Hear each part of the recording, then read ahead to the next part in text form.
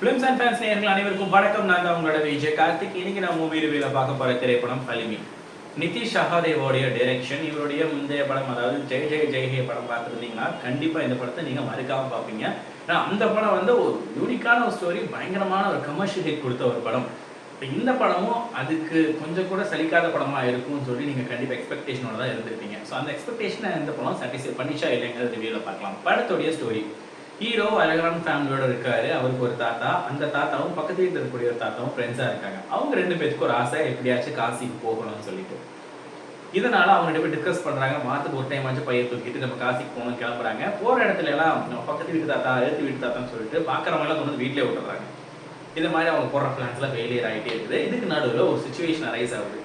So அந்த சுச்சுவேஷனில் நம்ம படத்துடைய ஹீரோவே என் தாத்தாவை நானே கூப்பிட்டு காசிக்கு போகிறேன் அப்படின்னு சொல்லி கிளம்புறாரு.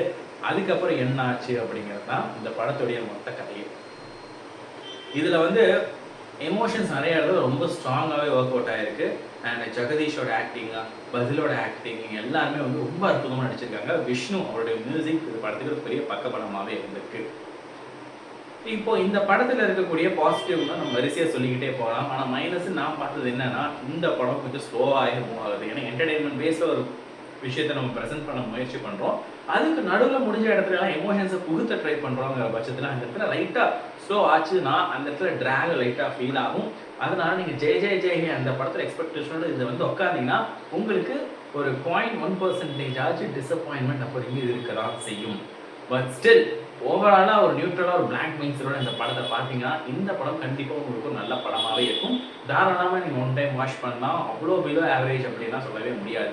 இந்த படத்துக்கு நம்ம சேனலில் கொடுக்கக்கூடிய ஒரு ரேட்டிங் 3/5. இதே மாதிரி வேறு ரிவ்யூ நான் சந்திக்கலாம். விஜய் கார்த்திக்.